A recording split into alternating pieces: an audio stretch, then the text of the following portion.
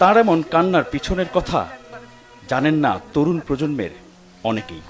কি সেই অজানা কথা? খালেদা জিয়া বলেছিলেন তার সাথে চরম দুর্ব্যবহারের কথা, যে জোর করে ওনাকে উঠিয়ে নিয়ে আসেন, জোর করে দরকার হলে ওনাকে কোলে উঠিয়ে নিয়ে আসেন।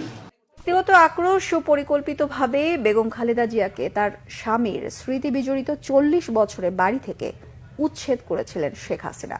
সেদিন প্রতিজ্ঞা করেছিলাম যে ওই ক্যান্টনমেন্টে বসবাস করতে হবে না, যেদিন সময় পাবো বের করে দেবো।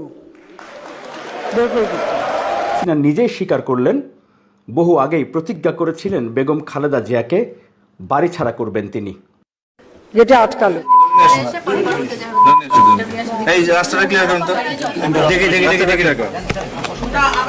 এছাড়া বেগম খালেদা জিয়ার বেডরুমের দরজা ভেঙে ভিতরে প্রবেশ করেছিল উচ্ছেদ অভিযানে অংশ নেওয়া সদ কাহিনী। 2010 সালের সেই উচ্ছেদ অভিযানে ধারণ করা ভিডিওতে দেখা যাচ্ছে বেগম খালেদা জিয়া বাসার ভিতরে সোফায় বসে আছেন। তাকে বের হয়ে আসতে বলছেন উচ্ছেদে নেতৃত্বে দেয়া কর্মকর্তারা। আপনি কি চাচ্ছেন ম্যাডাম?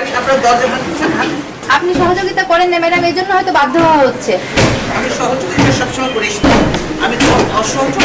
আমি ভিডিওতে আরো দেখা যাচ্ছে বেগম জিয়া বলছেন সুপ্রিম কোর্টের আপিল শুনানি পর্যন্ত অপেক্ষা করতে। আমরা বেশি কথা বলতেছি না, আমরা তাহলে অ্যাপিলের বিষয়টা নিতই না। না নিয়েছে তারা, এবং তারা রাইটলি আদেশ দিয়েছে। না, তারা 29 তারিখ ডেট দিয়েছে। ডেট দিয়েছে শুনানির জন্য। শুনানির জন্য। এবং কোনো স্টে করে নাই তো, স্টে করে নাই। শুনানি পর্যন্ত তো আপনাদের অপেক্ষা করতেই হবে। মনে আছে গুলশান কার্যালয়ে বেগম খালেদা জিয়া বলেছিলেন তার সাথে চরম দুর্ব্যবহারের কথা, যে জোর করে ওনাকে উঠিয়ে নিয়ে আসেন, জোর করে দরকার হলে ওনাকে কোলে উঠিয়ে নিয়ে আসেন। অভিযানের সময় ধারণ করা সেই ভিডিওতে পরিষ্কার বোঝা যাচ্ছে উচ্ছেদ অভিযানে নেতৃত্বে থাকা এক কর্মকর্তা বলছেন যাও ওনাকে উঠিয়ে নিয়ে আসো। এরপর আপনারা সব গায়ে জোর করতেছেন।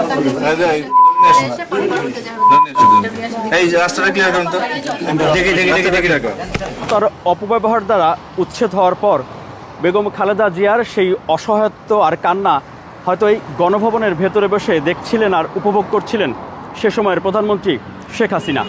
কিন্তু চোখ থেকেই শুধু পালিয়ে যাননি, দেশ ছেড়েই পালিয়ে যান শেখ হাসিনা। মিরাজ হোসেন।